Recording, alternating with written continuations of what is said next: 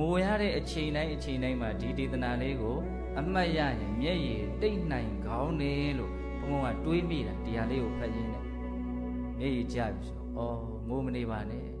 အားရသေးဘူးလားတတန်တရားလုံးငိုလာတာဘုရားသမုဒ္ဒရာလေးစင်းမှာရှိတယ်ရေထက်တောင်များတယ်လို့ပြောတာဒီတစ်စက်နဲ့တော့တိုးပြီးတော့များတော့ပါ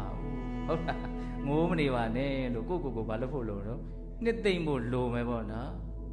ဟုတ်လားဒီမှာမြတ်စွာဘုရားအဲ့ဒါလိုလေးသမုဒ္ဒရာလေးစင်းမှာရှိတဲ့ရေကနေတယ်ဒုက္ခနဲ့တွေ့လို့ငိုရတဲ့မြေတွေကများတယ်လို့ပြောပြီးတဲ့နောက်မှာနောက်ဆုံးပါတာလေးပါပြောတော့အဲ့ဒါလေးကအဓိကအချက်ကလေးပေါ့နော်ကိဉ္ကရဏအမတုဝံပမစ္စတိဒီသဘာဝတွေဒီလိုဖြစ်ခဲ့တာ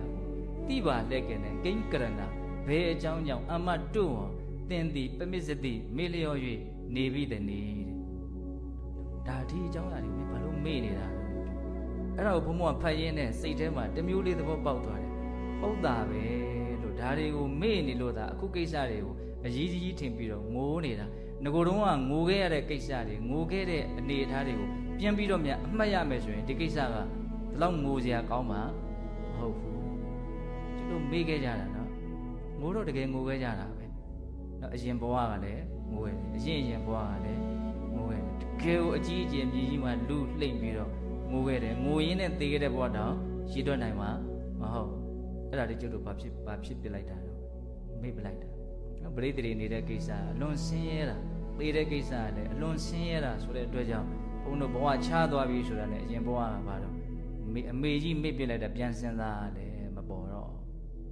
တကယ်လို့သာအရင်ဘဝကငိုခဲ့တာတွေကိုမြန်ဘုန်းတို့ပြန်ပြီးတော့သိနိုင်မယ်မြင်နိုင်မယ်အမှတ်ရနိုင်မယ်ဆိုလို့ရှိရင်အများကြီးတန်ဝေကရနိုင်စရာအကြောင်းမရှိဘူးလား